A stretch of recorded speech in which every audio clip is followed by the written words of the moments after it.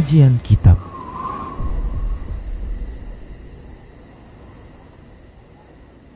Bismillah, assalamualaikum warahmatullahi wabarakatuh. Innal hamdalillah nahmaduhu wa nasta'inuhu wa nastaghfiruh wa na'udzu billahi min shururi anfusina wa min sayyiati a'malina. May yahdihillah fala mudilla lah wa may yudlilhu fala hadiya lah. Wa ashhadu an la ilaha illallah wahdahu la syarika lah.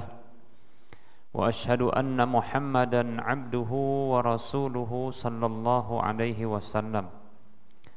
Qala Allah tabaraka wa ta'ala, ya ayyuhalladzina amanu taqullaha haqqa tuqatih wa la tamutunna illa wa antum muslimun. Ya ayyuhan nasu taqu rabbakumul ladzi khalaqakum min nafsin wahidah wa khalaqa minha zawjaha wa bassa minhuma rijalan katsiran wa nisaa'a.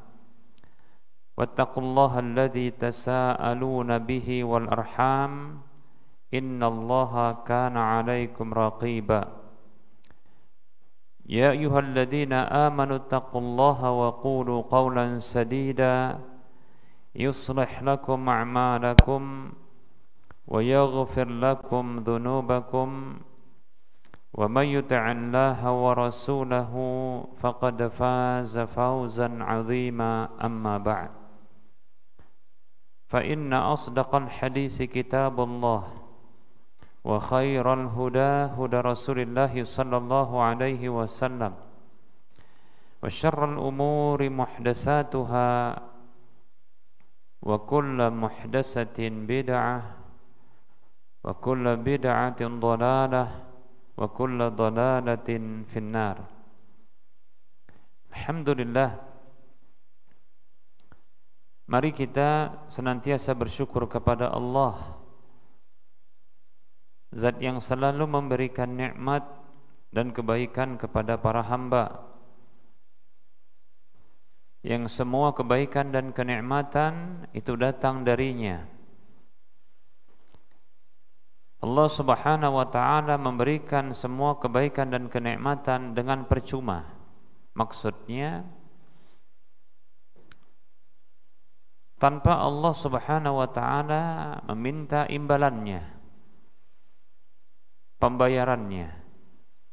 Adapun tuntutan Allah Subhanahu wa ta'ala berupa ibadah dari para hamba, itu pun kebaikannya kembali kepada para hamba, tidak sedikit pun kembali kepada Allah Tabaraka wa ta'ala. Maka hendaknya dan tuntutan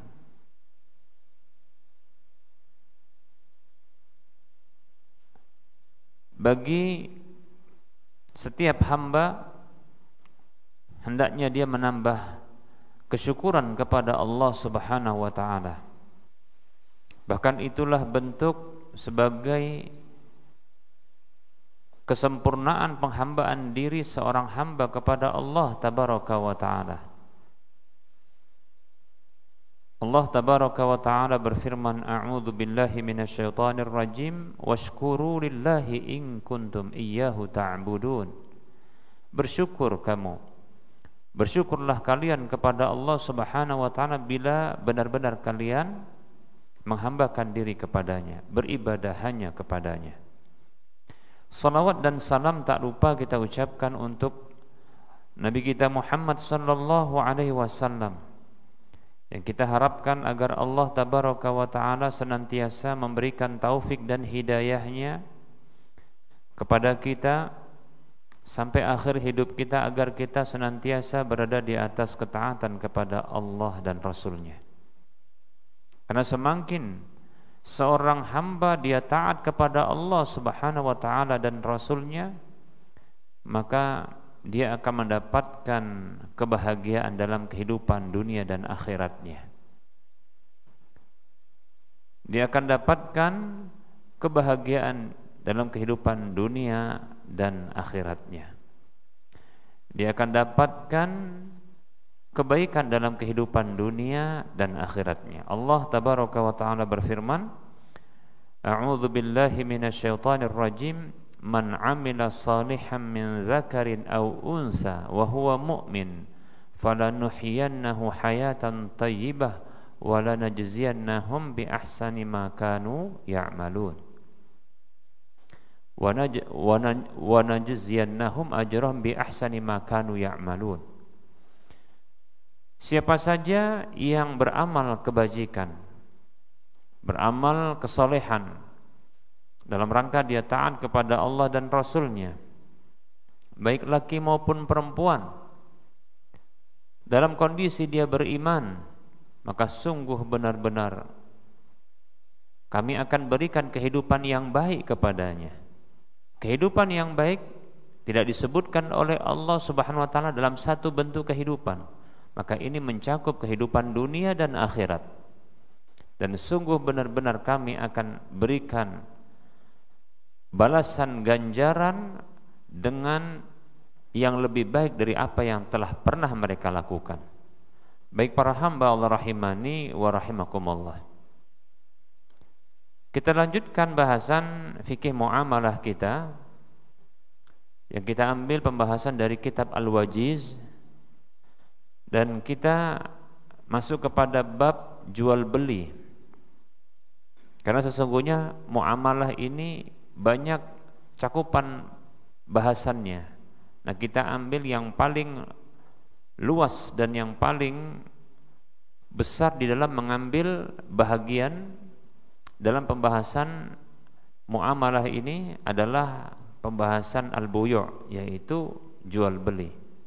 Pada pertemuan yang lalu sudah kita sebutkan tentang definisi jual beli.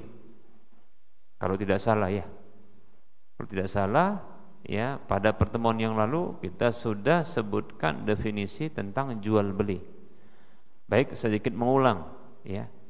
Jadi jual beli itu banyak definisi yang diberikan oleh para ulama. Ya. Di antaranya adalah naqlu milkin ilal ghairi bisamanin, yaitu mengalihkan kepemilikan kepada pihak lain dengan adanya imbalan. Baik para hamba Allah rahimani wa rahimakumullah, maka ini definisi yang bersifat umum. Ya. Kepemilikan yang dimaksudkan ini bisa kepemilikan atas barang atau kepemilikan atas hak guna pada barang. Ya. Maka pendapat yang kuat wallahu taala alam, jual beli ini mencakup juga ya jual beli jasa. Ya, jual beli jasa. Demikian. Para hamba Allah rahimani wa rahimakumullah. Dalil tentang pensyariatannya adalah firman Allah Subhanahu wa taala yang masyhur, dan ini menunjukkan hukum asal dari jual beli adalah halal. Allah tabaraka wa taala berfirman di dalam surah Al-Baqarah ayat 275, Allah katakan, a'udzu billahi minasyaitonir rajim, ya ayyuhalladzina wa ahallallahu al-bai'a wa harramar riba. Dan Allah menghalalkan jual beli serta mengharamkan riba. Jelas gamblang ya. Bahkan dalam istilah para ulama disebut dengan nas ya. Disebutkan mansus, disebutkan dengan jelas gamblang tentang kehalalan jual beli ya, tentang kehalalan jual beli.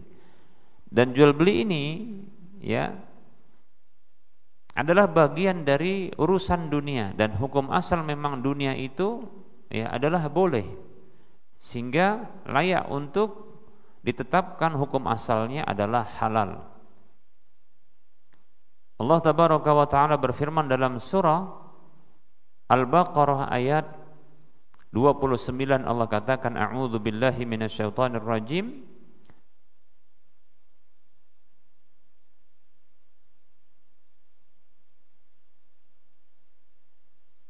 ayat 29, Allah Subhanahu wa taala berfirman, huwallazi khalaqalakum ma fil ardi jami'a. Dialah Allah Subhanahu wa taala yang menciptakan Apa saja yang ada di permukaan bumi ini semuanya untuk kalian. Semuanya untuk kalian. Nah, ini menunjukkan juga dengan jelas dan gamblang apa saja yang ada di dunia ini. Ya. Itu asalnya adalah untuk kita, berarti halal dan boleh. Nah, kehalalan dan kebolehan ini sampai ada dalil yang atau penjelasan ketetapan dari Allah dan Rasulnya Sallallahu Alaihi Wasallam tentang hukum yang lainnya. Seperti contohnya dihukumi ya makruh ataupun haram. Oleh karenanya para ulama menyebutkan satu kaidah, al-aslu fil asya'i al-ibahatu wal hillu hatta yaridad dalilu ala man'ihi wa tahrimihi. Hukum asal segala sesuatu, maksudnya dalam urusan dunia ini, adalah boleh dan halal sampai datang dalil, yaitu penjelasan dari Allah dan Rasulnya yang terdapat dalam Al-Quran dan hadis Nabi SAW tentang ya pelarangannya atau keharamannya. Demikian para hamba Allah rahimani wa rahimakumullah. Dalil yang lain yang menunjukkan tentang kehalalan jual beli adalah firman Allah Subhanahu wa taala di dalam surah An-Nisa ayat 29. Ini kita ulangi ya. Allah berfirman, a'udzu billahi minasyaitonir rajim. Ya ayyuhalladzina amanu la ta'kulu amwalakum bainakum bil batili illa an takuna tijaratan an taradim minkum. Wahai orang-orang yang beriman, janganlah kalian memakan harta sesama kalian dengan cara batil, kecuali adanya perniagaan ya dari atau atas kerelaan di antara kalian. Nah, ini perniagaan itulah jual beli.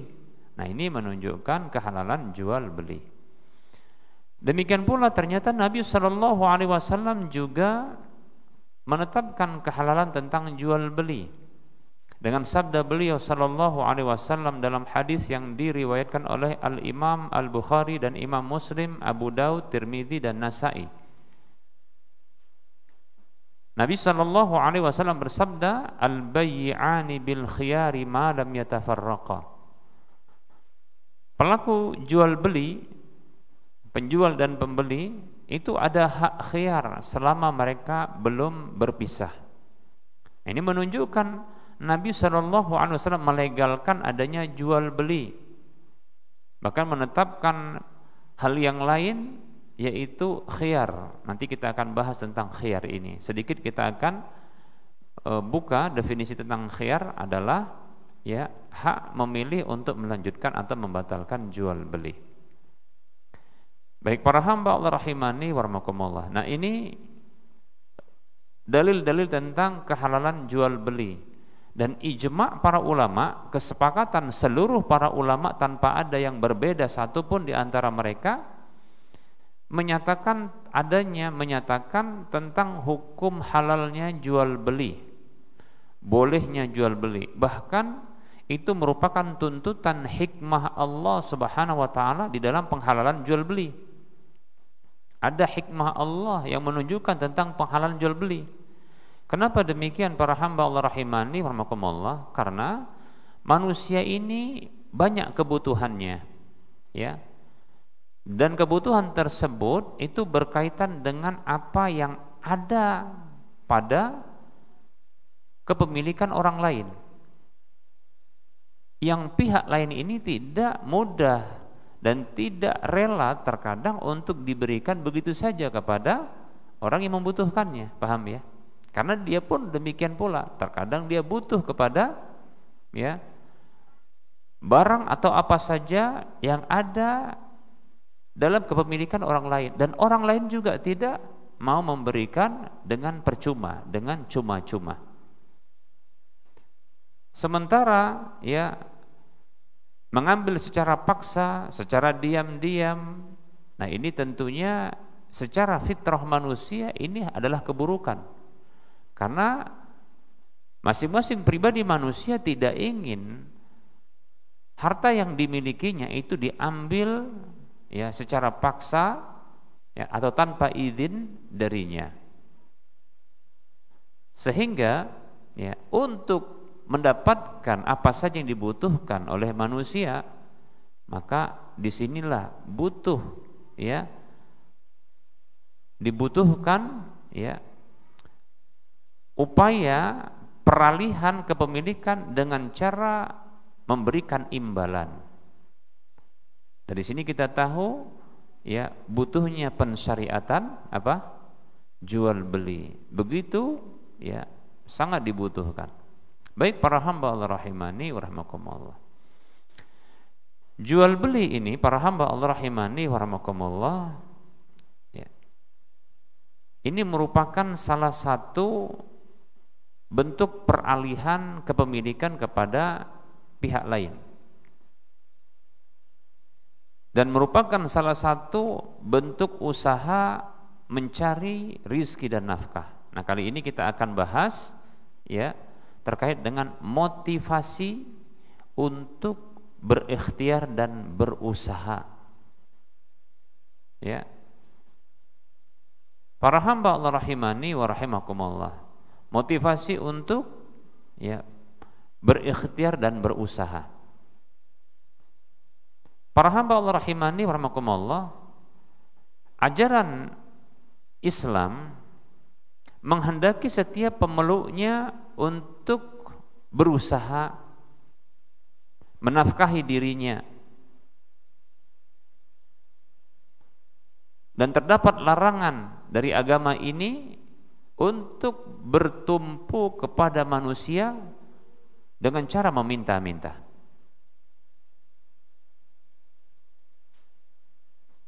Para hamba Allah rahimani wa rahimakumullah, meminta-minta ini termasuk perkara yang tidak disukai dalam Islam. Meminta-minta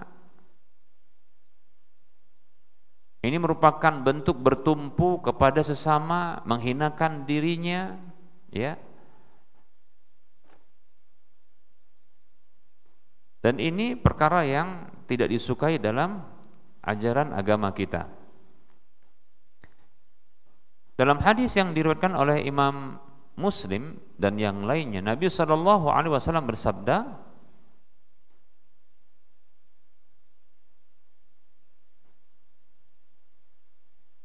la yazalu rajulu yas'alun nasa hatta ya'tiya yaumal qiyamati wa laisa fi wajhihi muz'atu lahmin. Senantiasa seseorang itu dia minta-minta kepada orang lain,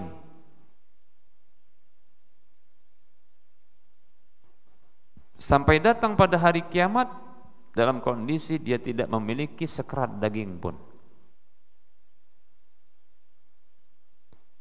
Kenapa Allah Subhanahu wa taala mengganjar orang yang suka minta-minta di dunia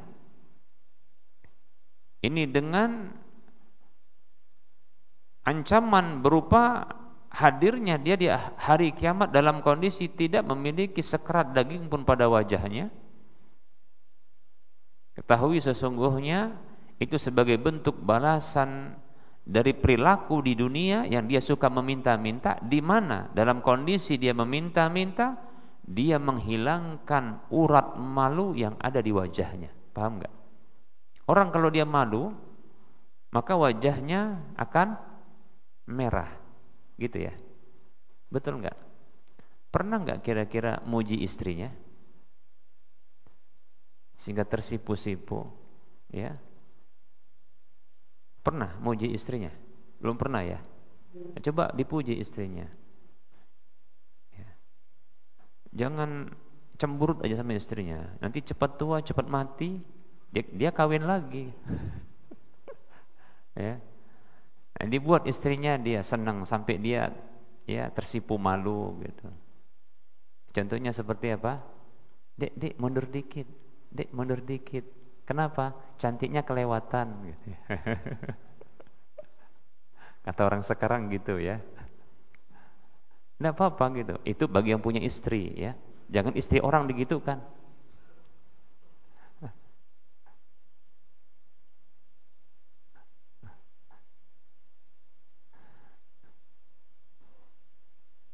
Ya, sering-sering ya istrinya dibuat tersipu. Jadi wajahnya memerah gitu dia. Dek, tolong buatkan kopi, nggak usah pakai gula. Loh, kenapa bang? Ya, kamu sudah manis katanya. Ya,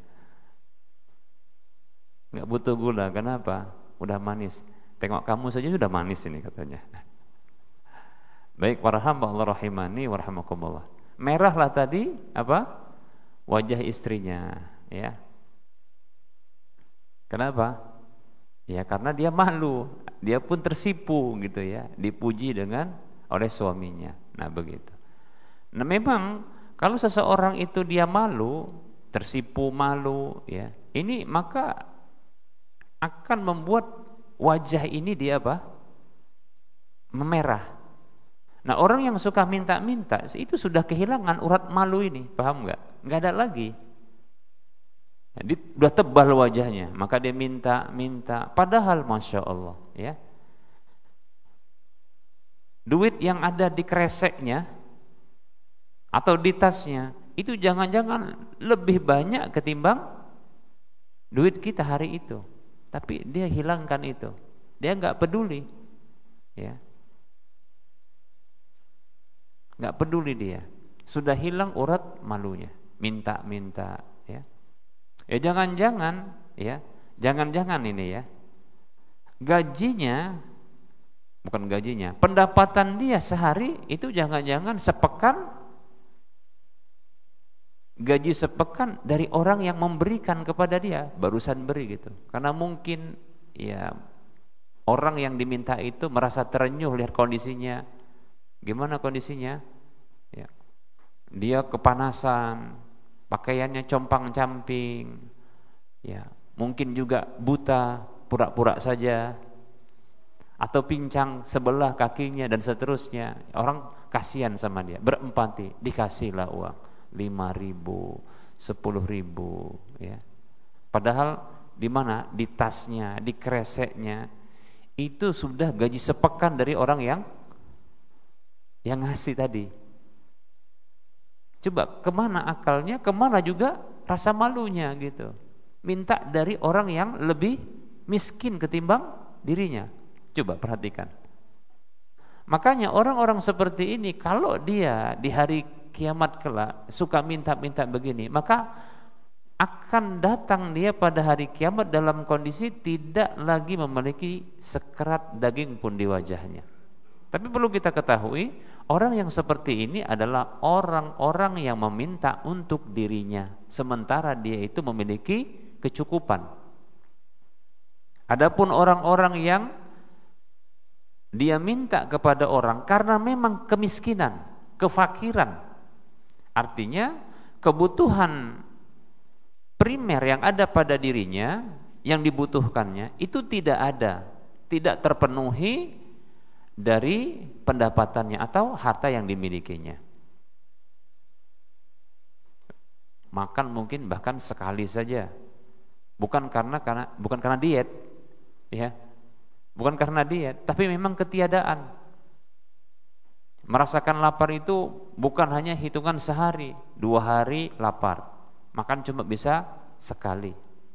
Ya kalau seperti ini contohnya, ya ini saya kasih tahu ini contohnya. Para pemulung, nah gitu dia. Ya. Kalau mau memberi, kasih pemulung, jangan yang suka minta-minta kalau saya katakan ya.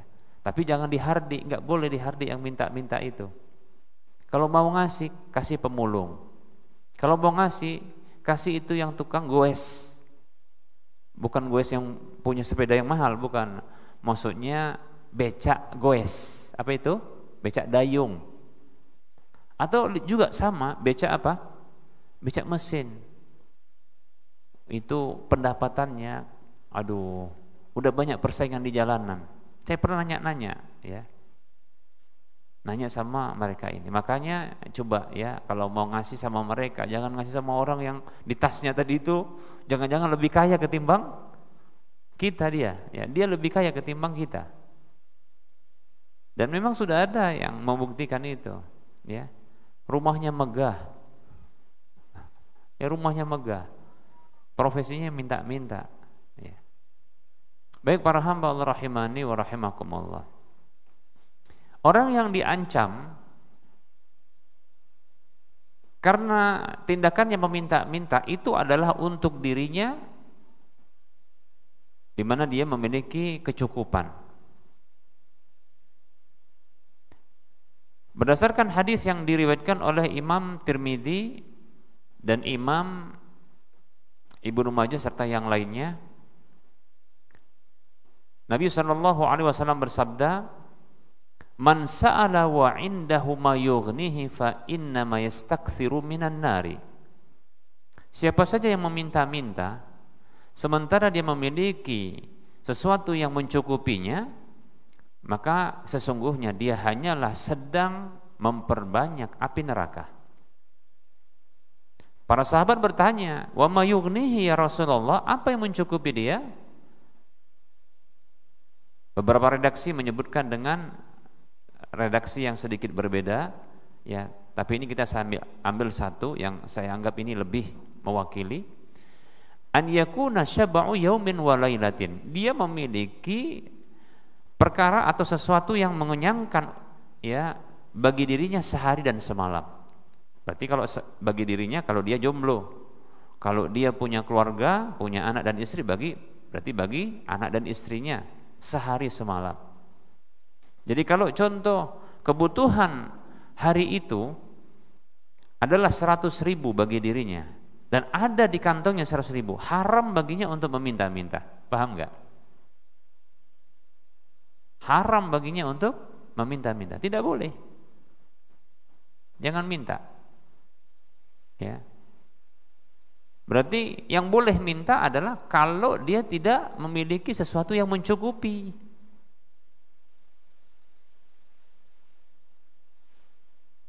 Maka boleh baginya baru meminta, tidak diancam dengan api neraka. Nah, seperti itu. Para hamba Allah rahimani wa rahimakumullah. Ya. Maka para hamba Allah rahimani wa rahimakumullah, jangan meminta para hamba Allah. Bekerja, berusaha, lakukan usaha, ya. Bisa berjual beli,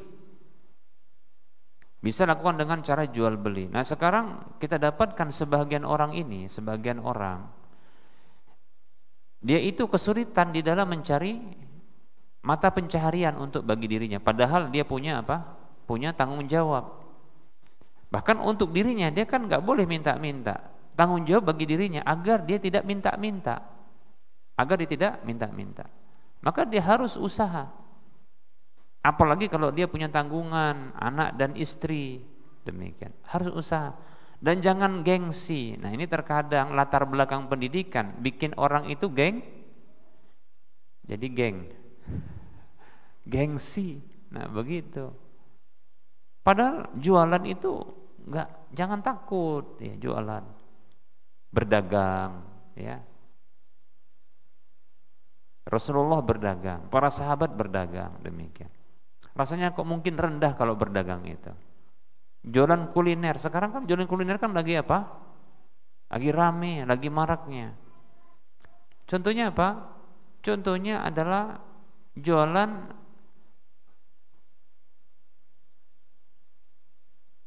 sate keliling, apa tuh namanya, ditusuk-tusuk itu. Yang ditusuk,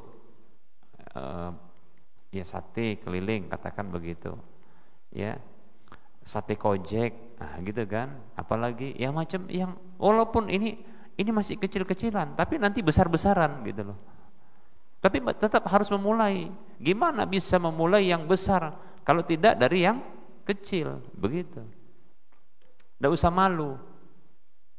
Ya jujur, kalau anak pribadi aja dulu pernah juga jadi pedagang. Ya, jujur anak katakan, anak pernah berdagang, bahkan keliling, bawa telur asin sama telur apa? Telur sendiri, bukan telur asin sama telur bebek, ya, ke kedai-kedai, nawarin, ya, sistem konsinyasi, mungkin antum tahu istilah ini, ya. Kalau nggak tahu tanya aja nanti, ya, cari di Google. Nah, begitu. Jadi pernah. Dan alhamdulillah beberapa ustadz-ustadz kita ini pernah mereka itu apa? Ya, memulai dari yang apa? Yang sulit, bekerja, Kita tahu di sini ada ustadz senior kita, masya Allah, dulu tukang jam. Mungkin antum nggak kenal, ana yang tahu. Ustadz kita, ya senior sini itu tukang jam. Dan ada sebagian ustadz kita saat ini yang jualan parfum, minyak wangi, ada, gitu. Baik para hamba Allah rahimani warahmatullah. Ya, jadi jangan gengsi, jadi geng nanti. Ya. Jualan, dagang bisa. Bahkan jangan pula hina kalau seandainya contohnya bekerja. Kan yang afdol kan berdagang Ustaz, seperti para sahabat. Maka kita katakan orang yang bekerja pun, yang jadi pegawai karyawan, itu pun sedang berjualan. Apa yang dijualnya? Jasa, waktu, tenaga. Nah, itu yang dijualnya. Nah, begitu.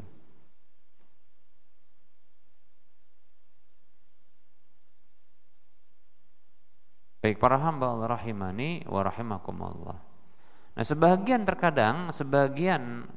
ya kawan-kawan ini merasa bahwasanya ketika dia punya satu keahlian, ya, dan ketika di peluang ini dia belum mendapatkan kesempatan karena mungkin contoh dia punya keahlian tertentu, ya, tapi belum terbuka peluang itu bagi dirinya. Sementara dia waktu itu kosong dari pekerjaan, sementara dia harus menafkahi dirinya, kalau dia punya anak-anaknya, istrinya, nah seperti itu. Akhirnya dia nganggur, dia menanti peluang pekerjaan yang sesuai dengan keahliannya. Maka saya katakan orang ini keliru.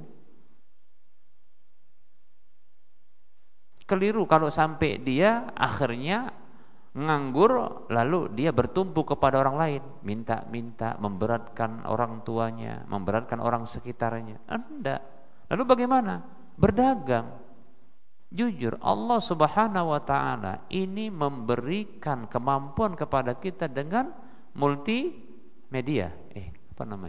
Multi choice. Multi apa? Multifungsi. Multi keahlian. Paham ya? Multi talenta, ya. Kita ini seperti itu. Yang penting sebenarnya para hamba Allah adalah kita menekuninya dan ada kecondongan hati padanya, gitu. Ya, masalahnya Ustaz, saya belum condong katanya. Ya. Gimana pula mau menekuninya? Condong aja pun enggak.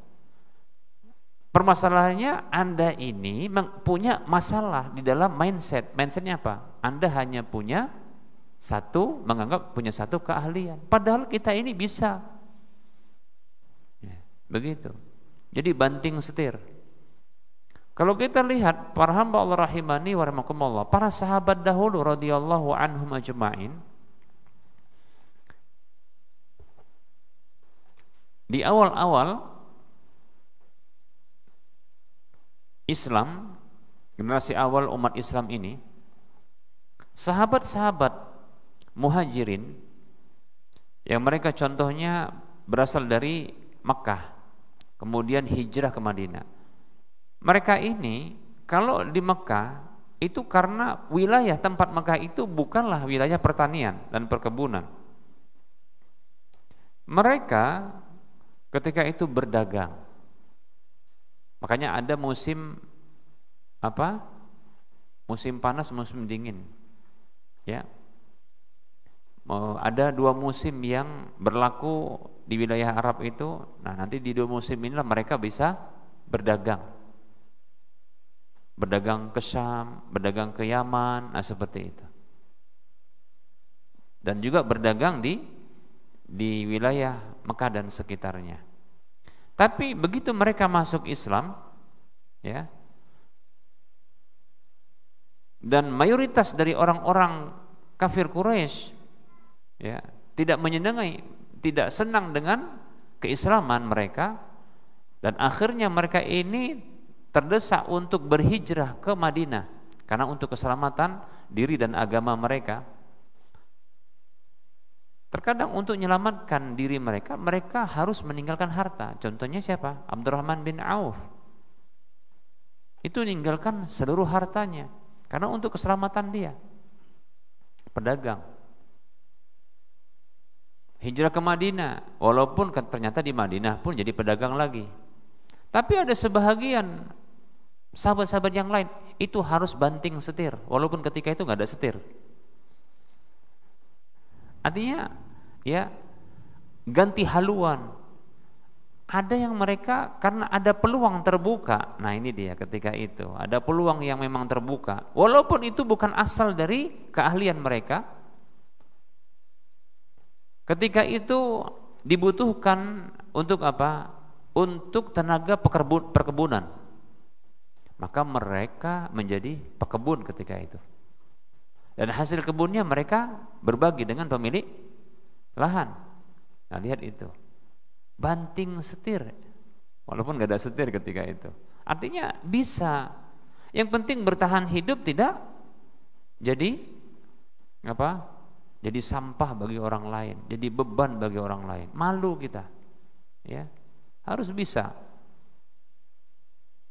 Nah, jangan pula jadi beban sama orang tua, ya. Orang tua sudah apa? Sudah capek ngurusin kita, udah dewasa, tapi ternyata kita yang apa?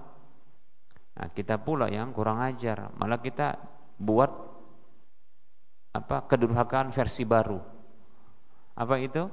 Membebani orang tua. Gak mau kerja, cuma numpang hidup aja. Tambah lagi udah nikah pun begitu juga. Jangan.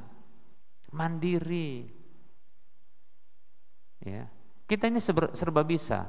Kita ini serba bisa insya Allah. Buktinya serba bisa. Udah ada orang yang mampu melakukan beberapa bentuk usaha mencari nafkah. Banyak. Ada yang dari dulunya pegawai, ya, kemudian bekerja, kemudian pekerjaan yang lain, kemudian berdagang dan seterusnya. Begitu berpindah-pindah. Yang penting halal, ya. Jangan kalah sama burung para hamba Allah rahimani rahimakumullah. Burung itu tetap keluar, ya. Nabi SAW mengkabarkan tentang burung, di mana dia ini menggabungkan antara ya tawakal hati dengan tawakal fisiknya. Tawakal hati adalah menyerahkan urusan kepada Allah. Tawakal fisiknya adalah dia berusaha. Nabi SAW bersabda, "Lau annakum tatawakkaluna ala Allahi haqqa tawakkuli la razaqakum kama yarzuqut tayra yaghdu khimasa wa yaruhu bitana." Oh, kama qala sallallahu alaihi wasallam. Kalau tidak salah ini hadisnya diriwayatkan oleh salah satu dari ashabus sunan. Hadisnya sahih, disahihkan oleh Syekh Al-Albani rahimahullahu taala. Nabi sallallahu alaihi wasallam bersabda, yang artinya sesungguhnya andaikan kalian bertawakal kepada Allah Subhanahu wa taala sebenar-benar tawakal, pastilah Allah akan memberikan rezeki kepada kalian sebagaimana Allah berikan rezeki kepada burung. Lihat, burung. Gimana itu burung? Kata Nabi SAW, dia keluar, terjemahannya, dia keluar di waktu pagi dalam kondisi perut keroncongan, dan dia kembali di sore hari dalam kondisi perut kenyang. Begitu. Itu burung. Burung gak punya akal. Disuruh mikir, dia gak bisa dia mikir. Tapi dia yakin Allah memberikan rezeki kepadanya, dia keluar, ya. Dan luar biasanya, gimana bentuk tawakalnya kepada Allah? Ya disebutkan. Coba apa yang dilakukan burung di dua waktu yang disebutkan oleh Nabi tadi, yaitu apa? Yaghdu dan yaruhu. Itu waktu pagi dan sore. Apa yang dilakukan oleh burung ini di waktu pagi ini dan sore hari ini? Yaitu dia berkicau, paham nggak?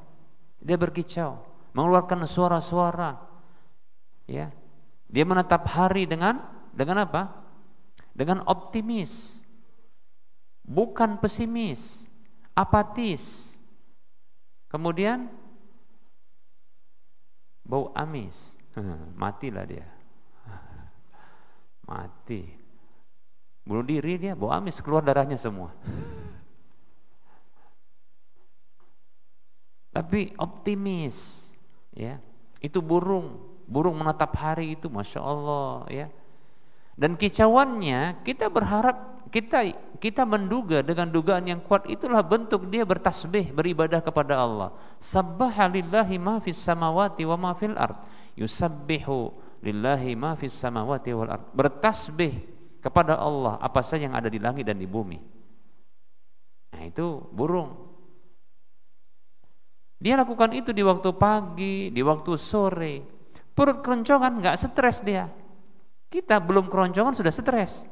Ada yang gitu kan? Masih tersedia banyak itu bahan makanan, duit pun masih ada, sudah stres. Nah, gitulah manusia.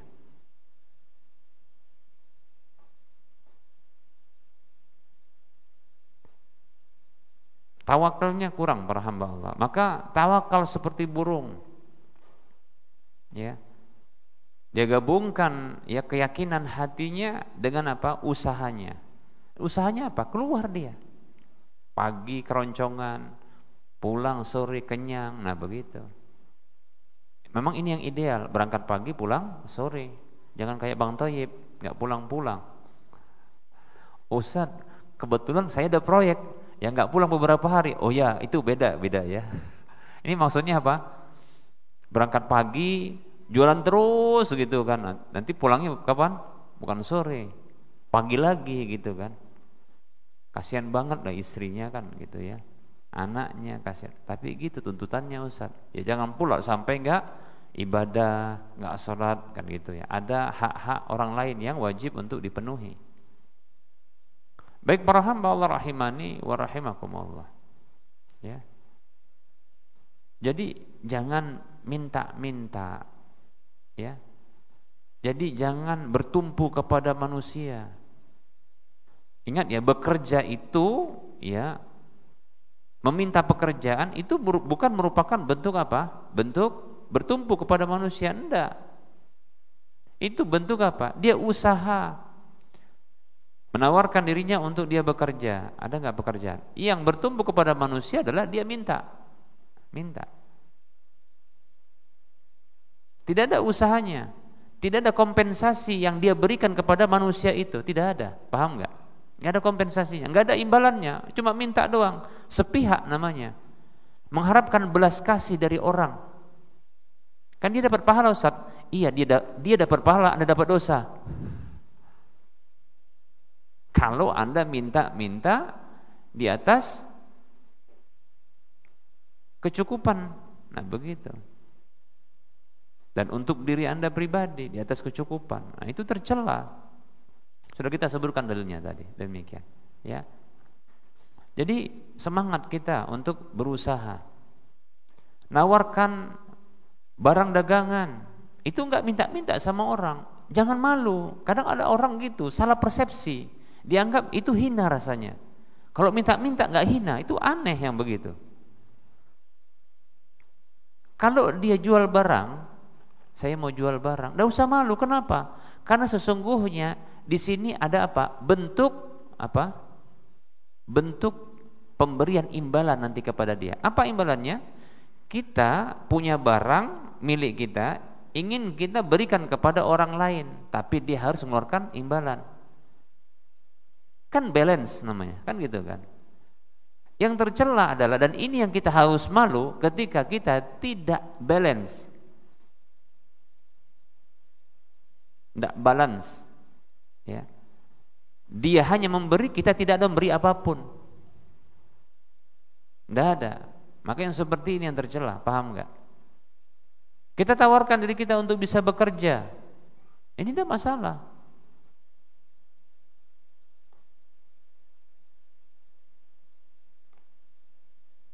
Baik para hamba Allah rahimani wa rahimakumullah. Itu bukan bentuk yang hina. Yang hina itu ya kalau ya meminta-minta untuk dirinya tanpa ada ya di atas kebutuhan atau di atas kecukupan, demikian. Dan ketahui para hamba Allah rahimani wa rahimakumullah, kalau kita mencari nafkah, berusaha, itu merupakan bentuk jihad fisabilillah.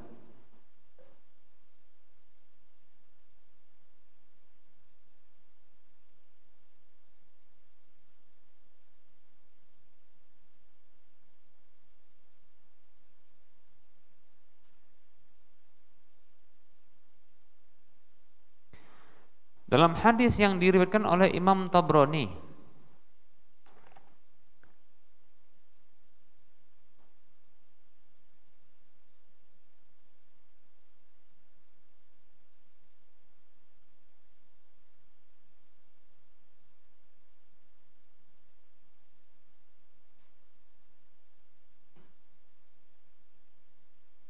disahihkan oleh Syekh Al-Albani rahimahullahu taala,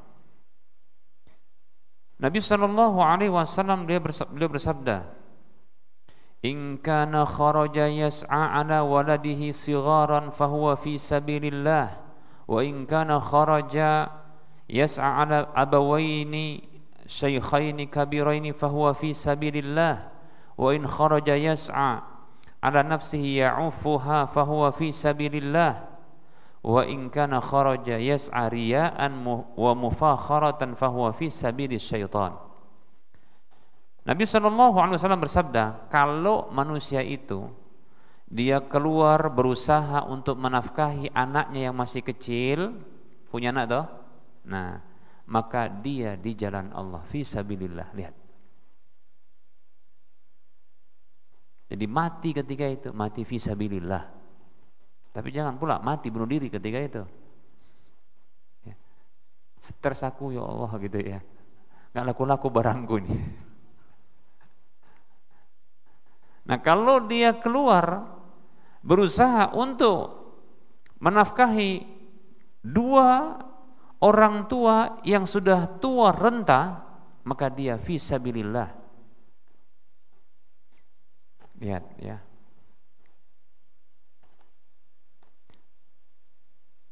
Nah apabila dia keluar berusaha untuk menafkahi dirinya sendiri yang dia jaga dari meminta-minta, maka dia fi sabilillah. Lihat itu, Masya Allah ya.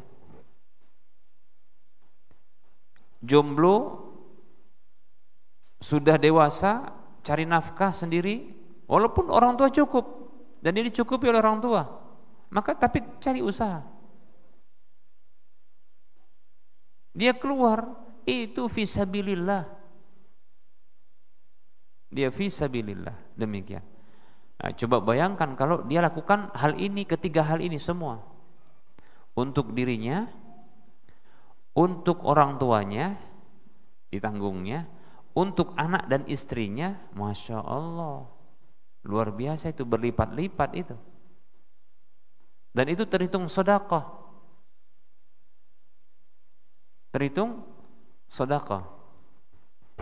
Makanya dalam hadis riwayat Bukhari dalam Adabul Mufrad, Nabi sallallahu alaihi wasallam mengatakan, "Ma'ata'amta waladaka fahuwa sadaqah, fahuwa laka bihi sadaqah, wa ma'ata'amta nafsaka fahuwa laka sadaqah, wa ma'ata'amta khadimaka fahuwa laka sadaqah, wa ma'ata'amta zaujataka fahuwa laka sadaqah." Seterusnya ya, Nabi mengatakan ya, yang ini bisa jadi terbolak-balik ya, tapi maknanya insyaallah sama.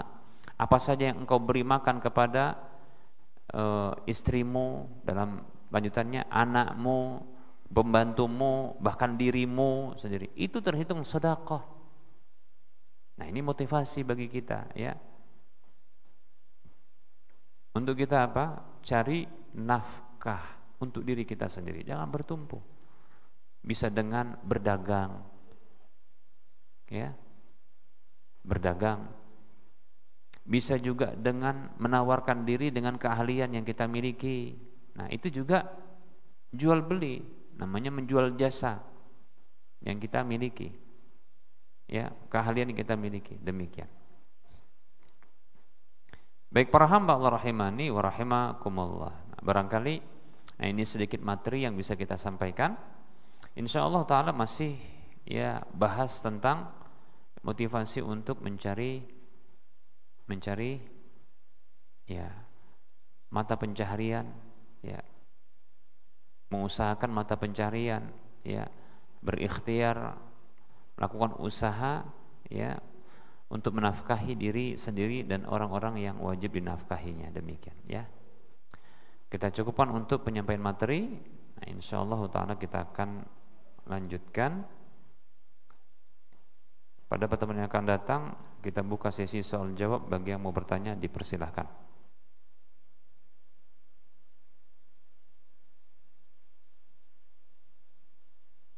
Silakan kalau mau bertanya.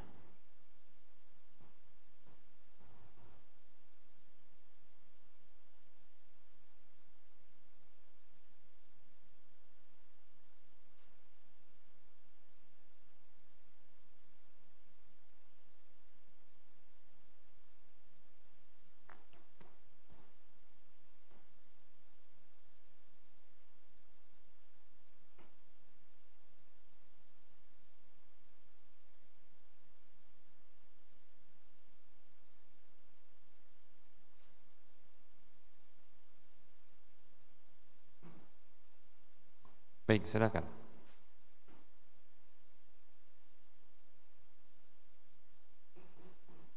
Silakan.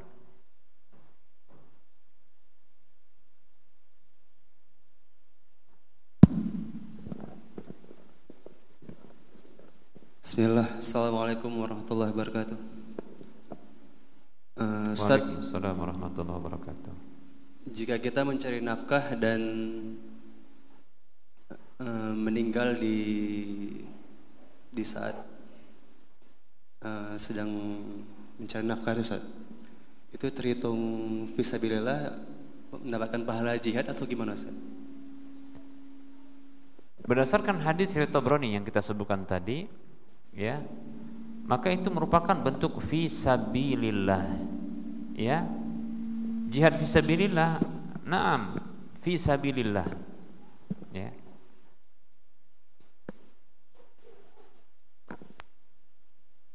Namun ketika mati, ya, bukan lantas ya seperti matinya orang-orang yang berperang di jalan Allah,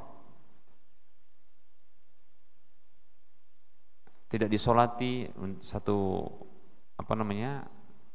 tidak dikafani, nah seperti itu, enggak begitu ya, tetap ya, karena ini ya hanya terhitung di dunia saja ya, tapi insyaallah taala pahalanya didapatkan pahala jihad. Apakah sama dengan jihad kalau berperang di jalan Allah? Wallahu taala alam, yang jelas ya disebut dengan jihad, adapun pahalanya barangkali berbeda ya, tapi bisa jadi juga bisa jadi lebih tinggi. Dari sisi mana lebih tinggi? Contohnya ketika dia mencari nafkah di situ, dia niatkan beberapa niat yang besar. Apa contohnya? Menafkahi dirinya agar tidak meminta-minta, menafkahi orang anaknya dan istri dan anaknya, kemudian orang tuanya, kemudian menafkahi contohnya yatim piatu, orang di sekitar ya, orang anak yatim atau orang-orang miskin yang dia suka berbagi contohnya. Ketika keluar itu diniatkan untuk dia contohnya berangkat haji, umroh, kawin lagi, ya gitu. Mana tahu kan menyelamatkan janda kan boleh kan, nah gitu ya. Itu contoh ya. Boleh. Loh, menyelamatkan janda itu apa kata Nabi SAW? As-sa'i alal armalati wal miskini kal mujahidi fi sabilillahi wa qasaimil ladzi la yuftir wa qal qaimil ladzi la yaftur. Maka qala sallallahu alaihi wasallam, hadisnya riwayat Bukhari Muslim. As-sa'i, orang yang berusaha alal armalati, untuk menafkahi siapa? Al armalah, janda. Tuh. Wal miskin, orang miskin. Kal mujahidi fi sabilillah, seperti mujahid di jalan Allah. Ya. Atau seperti orang yang sholat tidak putus-putus, dan seperti orang berpuasa tidak buka-buka. Mantap kan? Nah itu. Tapi memang gak harus dinikahi. Cuma yang paling apa?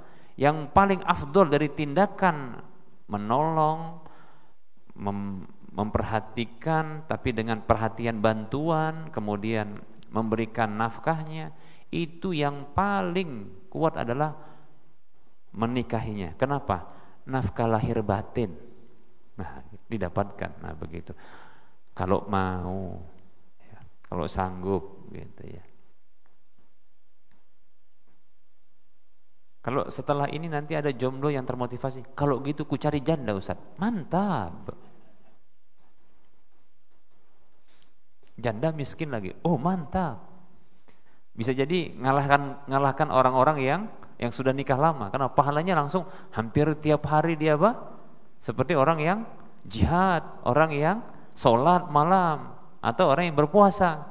Nah gitu, luar biasa memang ya. Coba aja. Itu jadi pahalanya mungkin jadi besar gitu ya, bisa jadi karena mengumpulkan banyak pahala, banyak niat yang baik tadi, seperti itu. Bisa dipahami?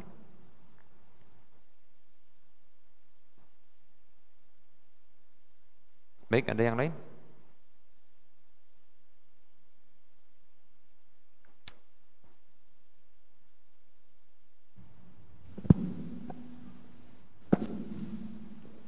Assalamualaikum warahmatullahi wabarakatuh. Waalaikumsalam warahmatullahi wabarakatuh. Ini ada 3 pertanyaan Ustadz. 3 pertanyaan. Iya. Istrinya berapa istrinya? Istri alhamdulillah masih 1 Ustadz. 1. Kenapa kok 3 pertanyaannya? Karena ini yang saya Satu-satu ya? masih bingung. Karena istrinya cuma 1, satu-satu nanya. 1 selesai dijawab, 1 lagi selesai jawab 1, gitu ya? Iya. Ya. Kalau istrinya 3, boleh 3-3. Siap. Oke Ustadz, pertanyaan pertama itu, apa hukumnya ketika kita di posisi pekerjaan di mana kita seorang auditor?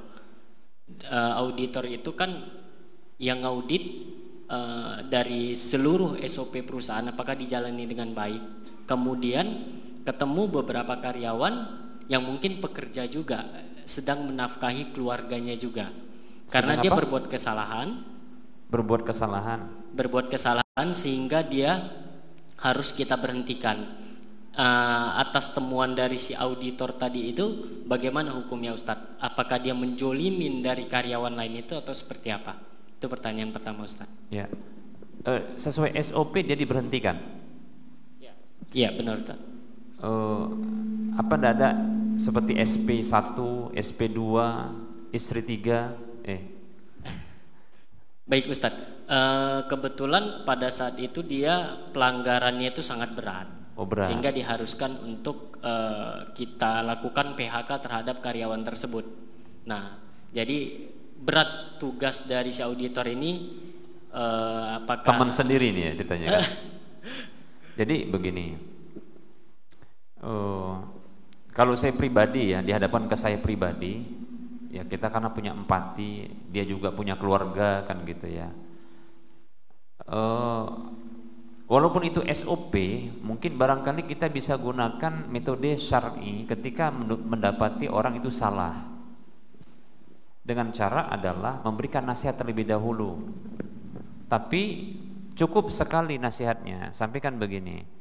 Panggil secara pribadi di kantor atau di mana, lalu sampaikan. Ini ada temuan. Kebetulan ini aku yang nemukan temuan ini, dan ini belum sampai kepada bos, katakan begitu, pihak yang tertinggi. Coba temuan ini kesalahan fatal. Coba kamu lakukan perbaikan. Saya kasih waktu. Kita teman loh, tapi ini bahaya gitu. Cuma ini karena kebaikan. Ini supaya kamu berubah, jangan lakukan seperti ini lagi. Gimana caranya? Kalau bisa dirubah ya ceritanya. Kalau nggak bisa dirubah, ya apa boleh buat. Tapi kalau ini ada bisa potensi untuk dia berubah dan merubah dan melakukan perbaikan, ya maka kasih waktu. Karena hak audit kan di kita, gitu kan? Hak audit di kita. Maka coba dilakukan. Kalau ada proses itu ya, bisa untuk berproses melakukan perbaikan dan ini menjadi tidak masalah bagi perusahaan atau instansi di mana kita mengauditnya, kan gitu ya. Paham ya? Maka coba lakukan ini sebelum nanti ini dilaporkan. Jadi ketika dalam waktu yang singkat sampai nanti laporan audit tadi dilaporkan, dia sudah melakukan perbaikan, sudah tutup kasusnya, gitu. Tapi kalau tidak bisa ini, terpaksa harus dilaporkan, maka jangan ditutupi. Nanti dampaknya ke kita. Dan itu sebagai bentuk apa? Bentuk sebenarnya nasihat untuk dia, paham kan? Jangan langsung contohnya divonis, tapi makanya masa audit kan panjang itu kan. Masa audit berapa lama biasanya? 3 bulan?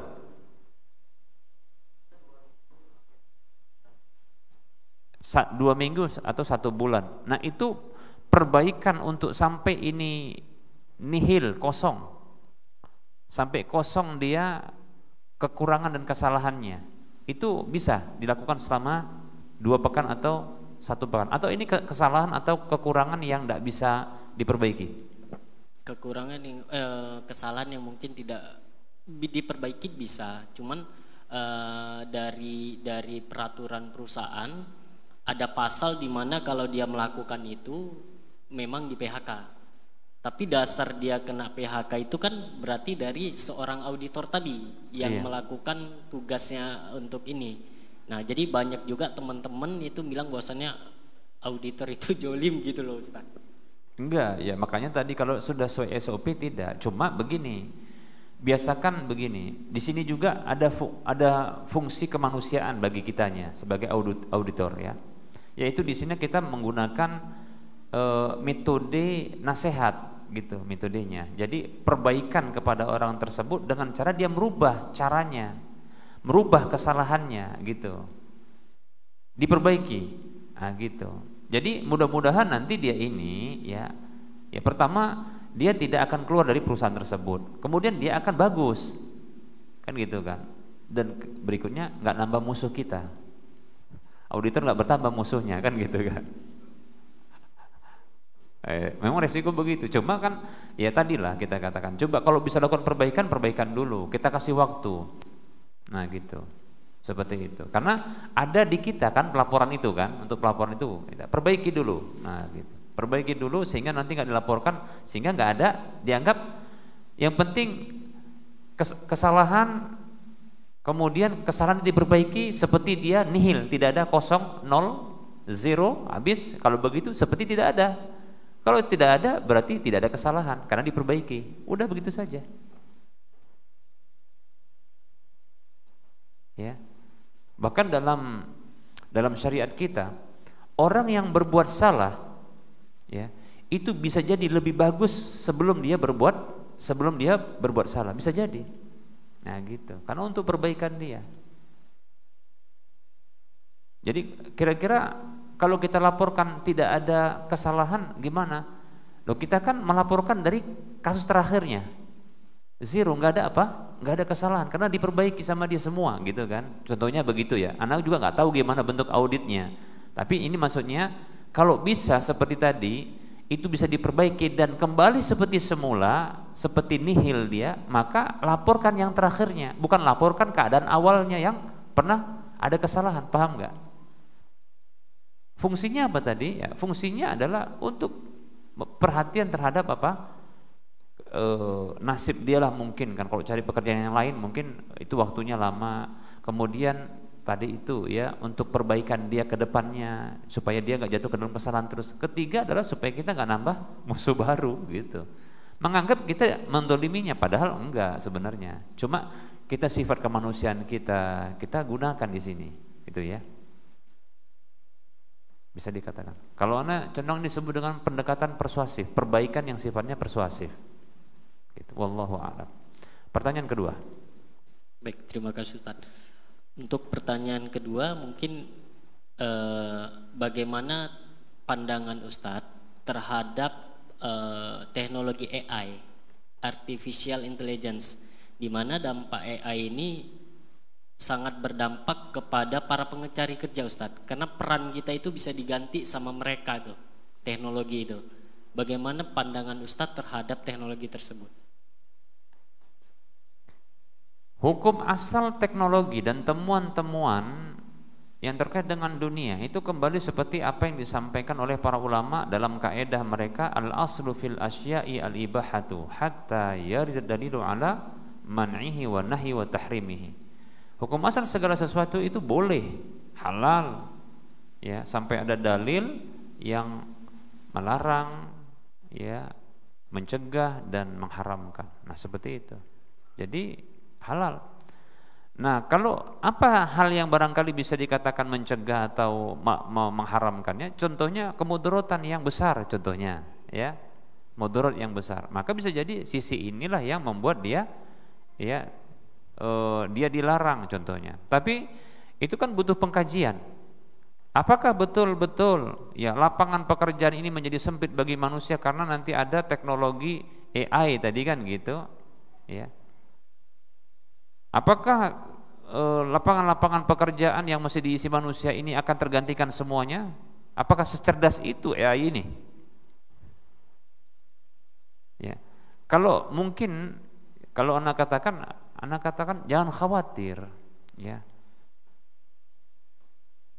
AI kan ada masanya juga kan, ya, ada masanya akan menjadi usang dia. Mungkin adalah yang nggak bisa dikerjakan AI ini, yang itu mampu dikerjakan manusia. Nah, pun kalau seandainya pihak perusahaan atau pihak pokoknya instansi perusahaan, ya, sebuah usaha dia pakai teknologi AI untuk pekerjaan dia, itu hak dia. Orang dia yang punya yang punya perusahaan kan gitu. Adapun kita, maksudnya jangan stres seperti itu. Wah, sudah digantikan, nggak usah. Kenapa? Rezeki Allah luas. Ya, gitu loh maksudnya. Ya kitanya gitu, kalau ada seperti itu nggak usah takut gitu loh maksudnya. Jangan pula stres. Adapun perusahaan, kalau dia pakai teknologi AI untuk perusahaan dia, itu urusan perusahaan karena itu milik dia, paham nggak? Kemudian kalau ada orang yang menciptakan teknologi AI tersebut, apa salah dia? Ya itu urusan dia juga, karena itu hak cipta dia, paham nggak? Maksudnya hak kemampuan dia dalam menghadirkan itu. Itu nilai jual juga kan bagi dirinya kan, gitu, untuk kehidupan dia. Terus apakah lantas gini membuat susah hidup ini? Itu mungkin salah satu bentuk ujian bagi kita. Tapi selagi hidup, insya Allah ada rezeki, maksudnya begitu, paham nggak? Dan jangan mencukupkan dengan satu keahlian saja, itu karena kita serba bisa. Kita multi talenta tadi gitu dia, ya kan? Apa multi talenta satu lagi? Menghancurkan AI gitu? Bukan, bukan. Ya kita imbangi. Ya lapangan-lapangan pekerjaan yang nggak akan bisa dilakukan oleh AI ini ya kita lakukan, gitu.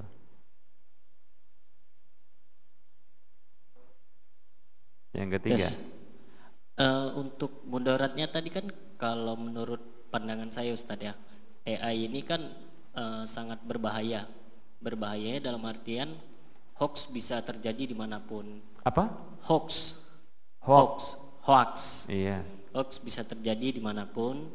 Kemudian gimana sisinya? Fitnah. Sebutkan sisinya. Kok bisa dia hoax? Jadi teknologi AI ini bisa. Berarti ada sisi kurangnya gitu. Kalau menurut saya mudaratnya terlalu banyak, Ustadz. Artinya yang harusnya bukan kita, jadi nanti orang menganggapnya bahwasannya yang melakukan fitnah itu adalah kita, gitu loh. Karena mungkin dari segi suara, kemudian dari segi wajah bisa mirip seperti kita gitu, Ustaz. Bentuk rekayasa. Iya. Pertanyaannya kan dalam syariat kita itu kan ada namanya tabayun. Selagi orang hidup tinggal ditabayunkan saja. Dan saya yakin secanggih apapun si AI tadi itu, ya, pasti ada sisi kelemahannya, di mana bisa dideteksi tentang ini bahwasanya adalah teknologi AI. Pasti itu. Jadi kalau contohnya sehebat apapun, AI sudah seperti ini, tapi saya yakin ada nanti keahlian manusia yang mampu untuk mendeteksi ini kemampuan AI, bukan asli orangnya. Kita aja, kalau saya pribadi aja kan, begitu lihat contohnya satu video, ya, ada orang berbicara gitu kan, tapi kok kayaknya bahasanya ini bukan bahasa dia, karena dari susunannya, bentuk mimik wajahnya, kan gitu kan. Walaupun seolah-olah dia yang berbicara, tapi padahal bukan. Kita manusia saja bisa menduga ini kemampuan AI, kan gitu kan. Apalagi nanti ada alat yang bisa mendeteksi itu. Ini AI nggak mungkin. Hoax, ya hoax walaupun cuma suara saja bisa juga dideteksi. Jadi maksudnya itu pun mudarat tapi bisa dicegah gitu maksudnya. Ya. Bukan maksudnya saya ini membenarkan AI, maksudnya bukan, ya. Tapi itu teknologi yang nggak akan bisa dicegah karena memang sudah masuk. Lalu kalau kita pun fatwakan itu salah, maka kita kembalikan kepada hukum asal gitu loh tadi. Hukum asalnya boleh. Ada nggak mudarat yang muncul? Oh, mudaratnya seperti ini. Ternyata mudaratnya bisa diminimalisir gitu.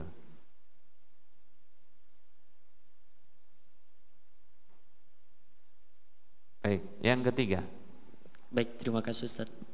Pertanyaan ketiga itu terkait jual beli, di mana si penjual ini menjual unit mobil, saya katakan, dan dia mengetahui mobilnya ini sebenarnya ada kerusakan, cuman diminimalisirnya agar pada saat dia jual kepada pembeli, pembelinya tidak mengetahui.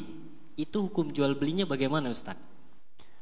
Hukum jual belinya sah, tapi pelakunya berdosa bila dia menutupi cacat, ya, dan tidak menjelaskan cacat tersebut.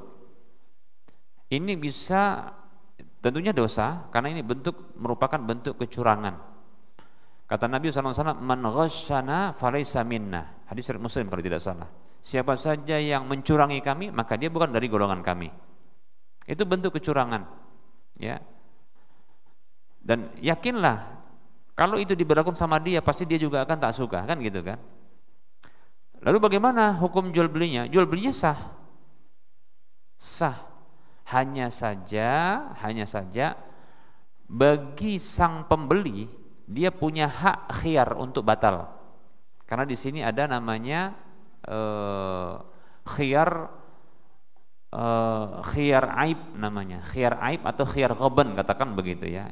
Karena ada kedekatan ini ya. Yaitu cacat yang ditutupi. Jadi yang seperti ini sah jual belinya. Nah, cuma nanti kalau ketahuan, waduh, dan bisa dideteksi cacatnya ini sebenarnya cacat yang sengaja disembunyikan dan telah ada sebelum jual beli. Maka yang seperti ini pembeli punya hak khiyar. Nah, hak khiyar untuk batal. Digugat bisa. Tapi kalau dia ridho, boleh. Cuma bagaimana hukumnya bagi orang yang menjualnya, dia berdosa. Memang sah jual belinya, cuma dia berdosa karena dia melakukan kecurangan. Bahkan ini bisa menghilangkan ya keberkahan jual belinya. Kata Nabi SAW, al-bay'ani bil khiyari ma lam yatafarraqa. Ya, pelaku jual beli itu punya hak khiyar selama belum berpisah.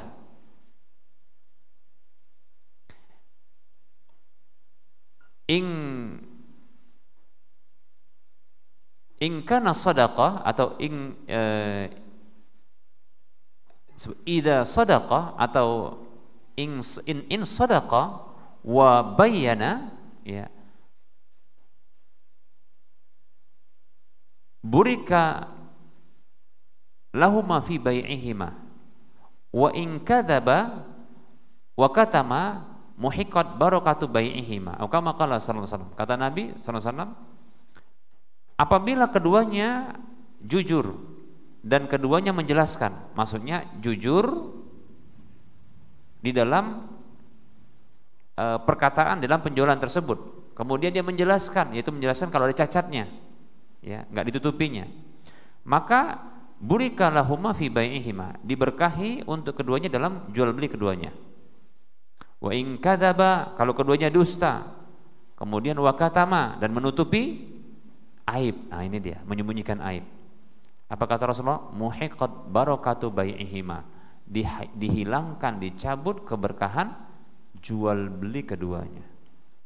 Mungkin dia kaya atau dia, tapi sebentar aja habis itu ditinggalkan orang nih. Kenapa? Ini orang ini curang nih, kan gitu. Ada cacat sengaja disembunyikan. Mestinya diceritakan. Nanti insyaallah taala kita akan sebutkan terkait dengan dalilnya insyaallah taala. Ya, dalil masalah itu nanti pada pembahasan mungkin 3 atau 4 pertemuan setelah ini insyaallah. Tentang prinsip jujur dan menjelaskan cacat. Baik, ya. Jadi seperti itu. Kalau ditanya gimana hukumnya? Hukumnya haram. Sah. Gimana hukum jual belinya? Sah. Kalau ketahuan bagaimana sikap dari pembeli, maka kembali kepada dia. Kalau mau dibatalkan, dia punya hak. Dia dari gugat nanti hak khiyar. Khiyar aib, ya, atau khiyar ghaban bisa juga, ya. Ada lagi khiyar tadlis, nah, gitu ya. Pokoknya hak khiyar, dia punya hak khiyar, ya. Kalau dia relakan sudah nggak masalah, ya. Rela itu nggak mesti memaafkan, ya. Bisa jadi dia nggak maafkan, tapi direlakan, sudahlah katanya. Tapi kutuntut di akhirat katanya. Bisa jadi, ya. Wallahu ta'ala. Baik, sudah cukup karena sudah masuk waktu salat asar untuk wilayah Medan dan sekitarnya. Mohon maaf atas segala kekurangan. Kita ketemu lagi di lain kesempatan. Wassallallahu ala Muhammad wa ala alihi wa ashabihi ajma'in. Subhanakallahumma wa bihamdika asyhadu an la ilaha illa anta astaghfiruka wa atubu ilaika walhamdulillahi rabbil alamin. Assalamualaikum warahmatullahi wabarakatuh.